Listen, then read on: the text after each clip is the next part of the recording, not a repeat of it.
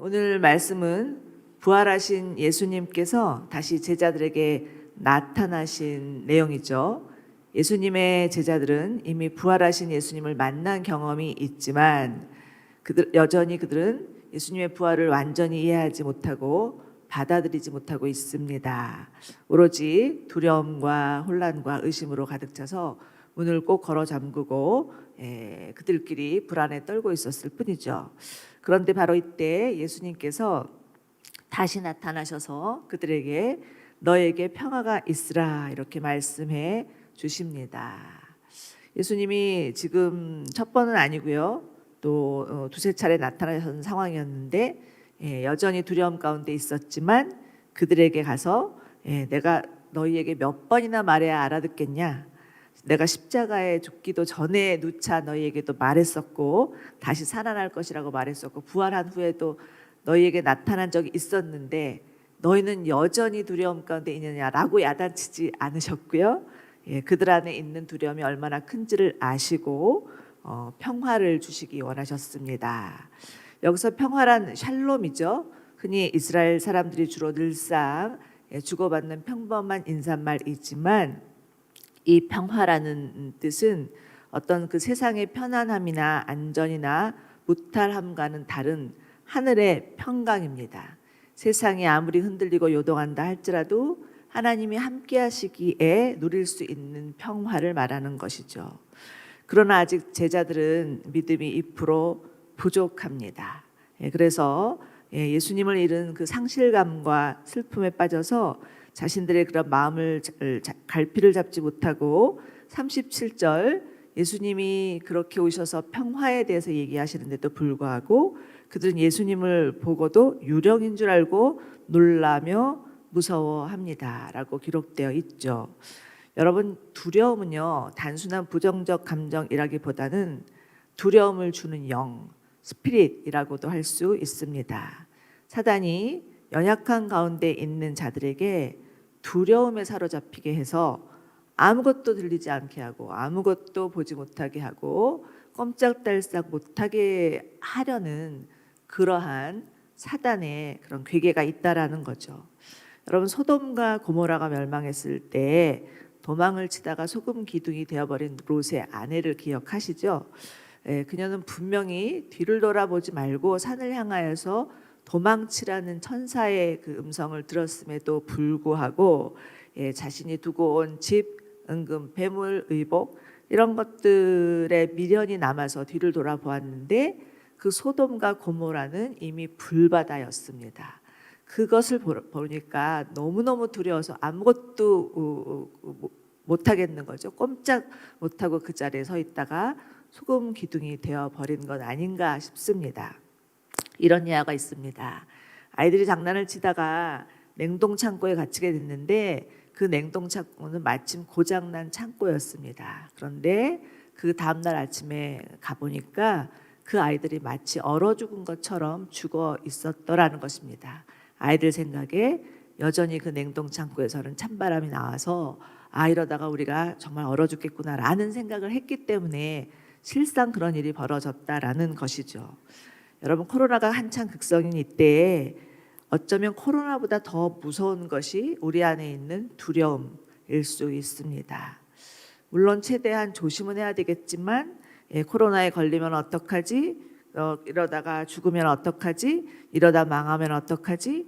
하는 그런 생각 때문에 사람 만나는 것도 두렵고 예배 드리는 것도 두렵고 무엇을 하는 것도 두렵고 어디를 가는 것도 두렵다면 그 두려움 자체가 우리에게 더 큰 질병, 신체적으로도 정서적으로도 심지어 영적으로도 더 큰 질병을 줄 수 있다라는 것이죠. 디모데후서 1장 7절에는 하나님이 우리에게 주신 것은 두려워하는 마음이 아니고 오직 능력과 사랑과 절제하는 마음이라 이렇게 말씀하고 있습니다. 능력이 우리에게 있지 않다는 거죠. 전능하신 하나님께 있음을 믿어야 한다는 것입니다. 우리 주님이 이 세상 끝날까지 우리와 함께 하시겠다고 약속하셨죠. 그 사랑하는 주님이 그 주님의 사랑을 포기하지 아니하시고 우리를 끝까지 지켜주심을 믿어야 합니다.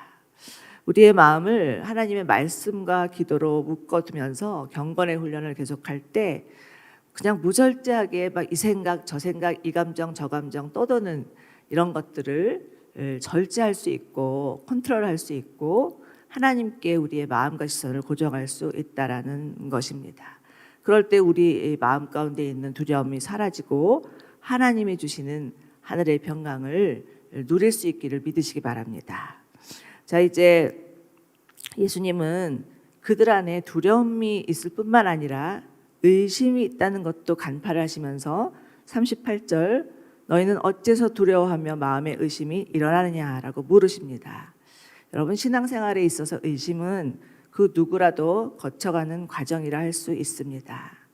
그 옛날 이스라엘 선지자들도 끊임없이 하나님을 의심하고 우리의 믿음의 선배들 또한 마찬가지였습니다. 특히 나라에 전쟁이나 기근이나 전염병 같은 재난이 있어서 수많은 무고한 사람들이 죽임을 당할 때, 지금 우크라이나 전쟁과 같은 상황인 거죠.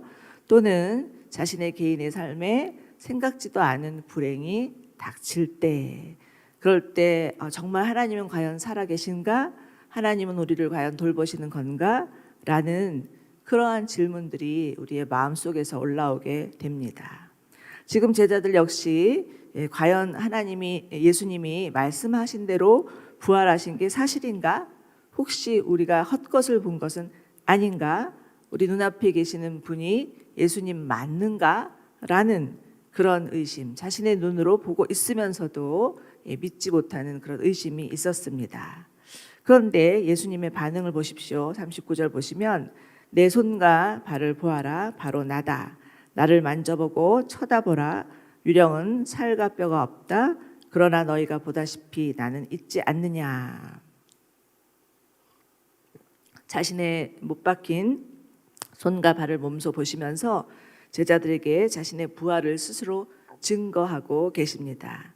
예수님의 못 박힌 손과 발이야말로 예수님이 부활하셨다는 분명한 증거죠. 확실한 흔적입니다. 여러분, 예수님의 부활은 역사적 사건입니다. 그 어떤 환상이나 신비나 망상이 아닙니다. 예수님이 이 사실을 알리시기 위해서 십자가에서의 그 흔적을 보여주시는데 그 흔적은 바로 우리를 위한 흔적입니다. 사도 바울은 갈라디아서에서 막 사람들이 이제 뭐 할례냐 무할례냐, 할례를 받아야 된다 아니다 받지 않아도 된다 이런 것을 가지고 다툼을 하고 있는 자들을 향해서 이렇게 말하죠. 그 문제로 더 이상 나를 괴롭히지 말아라. 나는 내 몸에 예수의 흔적을 가졌노라라고 말합니다. 이것은 무슨 의도에서 사도 바울이 이런 대답을 한 것일까요? 나름대로 우리에게 적용해 보면 우리들도 우리 가운데 뭐 예정론이 맞느냐, 뭐 만인 구원론이 맞느냐 이러면서 왈가왈부하고 따지기도 하고 그렇지만 정말 중요한 것은 우리 안에 예수 십자가가 있는가, 우리의 마음 중심에 예수님을 향한 믿음이 있는가, 이게 중요하다라는 거죠. 정말 복음이 있는가, 이것이 가장 중요하다라는 것을 강조하는 것입니다.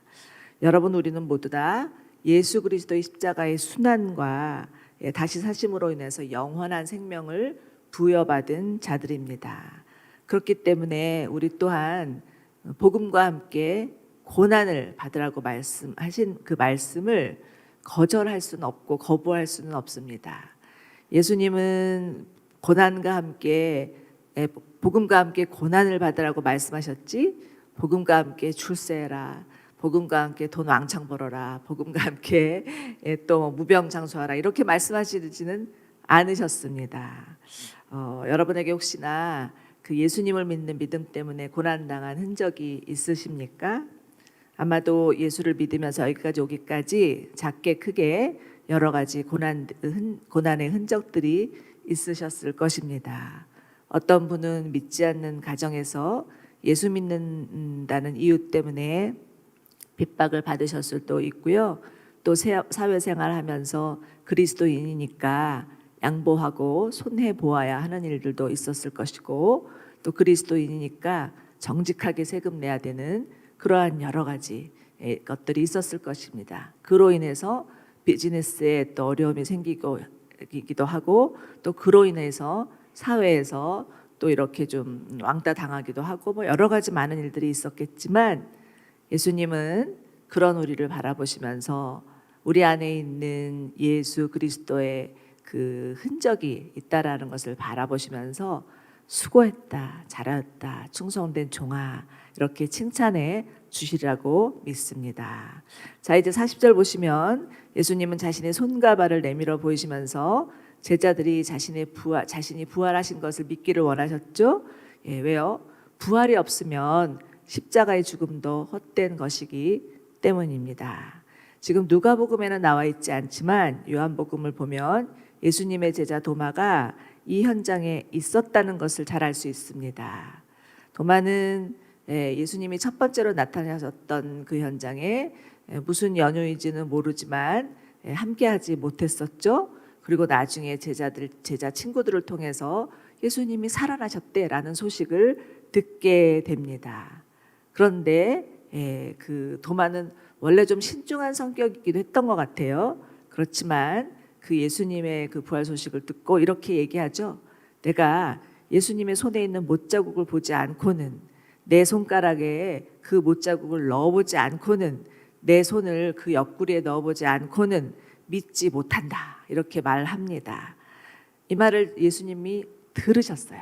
들으시고 그 사랑하는 제자 도마에게 친히 나타나셔서 자신의 못 박힌 손가락을 내 보이시죠.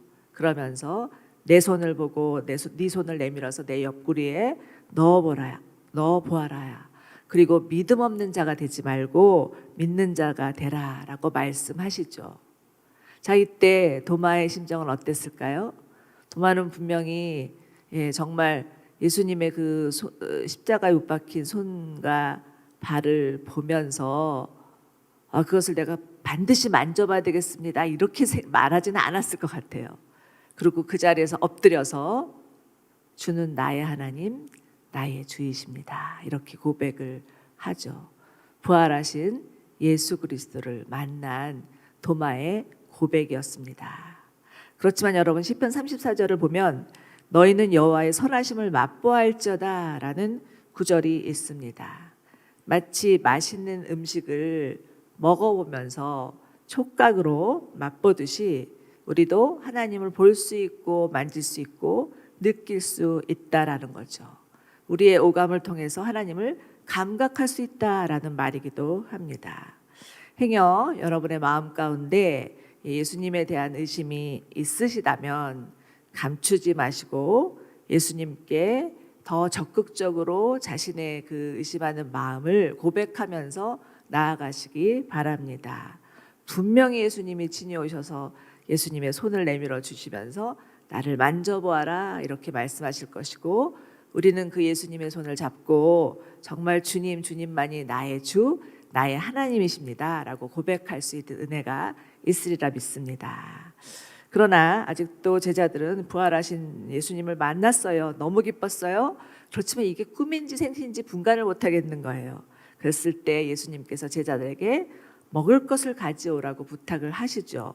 그때 제자들이 구운 생선 한 토막을 가져다 드리니까 그동안 너무 시장하셨던 것 같아요.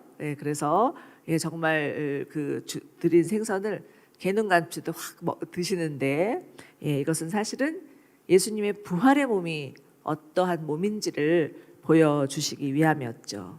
여러분 예수님의 부활하신 몸은 육체로 살아가실 때와 같이 다 몸과 뼈도 있어서 무엇이든 마실 수 있고 먹을 수 있지만 시간과 공간을 초월하여서 어디든 또 언제든 가실 수 있는 신령한 몸이었습니다. 그 고린도전서 15장 부활장이라고 하죠. 집에 가셔서 꼭 이 부활장 읽어보시기를 바라는데요.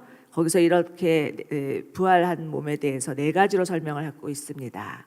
썩을 것으로 심고 썩지 아니할 것으로 다시 살며 욕된 것으로 심고 영광스러운 몸으로 다시 살 것이고 약한 것으로 심고 강한 것으로 다시 살고 육의 몸으로 심고 신령한 몸으로 다시 살 것이다. 여러분 우리의 몸은 흙으로 되어 있어서 결국은 한 줌 흙으로 돌아가게 되어 있습니다. 이처럼 육체는 죽고 썩지만 부활한 후에는 결코 죽지 않고 썩지 않을 몸으로 살게 되는 것이죠. 또한 죄 지은 사람들의 몸은 죄와 악의 상태에 있지만 부활한 후에는 하나님의 자녀가 되는 영광의 몸으로 살게 됩니다.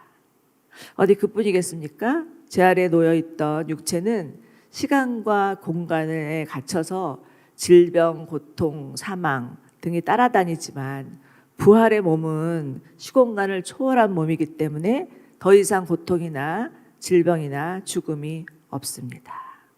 병들지 않고 죽지 않고 영원히 사는 몸이 되는 것이죠.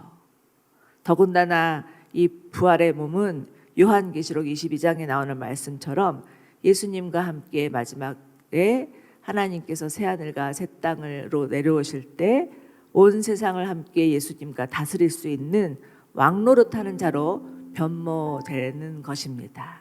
이것이 바로 고린도 전서 15장에서 말한 부활에 대한 부분이고요. 부활의 몸이고요. 예수님은 이것을 친히 제자들에게 나타내 보여주셨고 우리 또한 정말 이렇게 될 것이라는 것을 알려주시는 거죠. 이렇게 되는 것은 사실 예수님께서 먼저 부활의 첫 열매가 되셨기 때문에 가능한 것입니다. 우리 모두 부활의 첫 열매 되신 예수님께 감사드리며 우리도 정말 죽음 뒤에는 부활이 있고 고난 뒤에는 영광이 있다라는 것을 믿으며 우리가 이 땅에 살아가는 동안 예수 믿는 그 흔적을 가지는 것을 두려워하지 아니하며 주님을 따르는 주님의 제자들이 되시기를 축원합니다.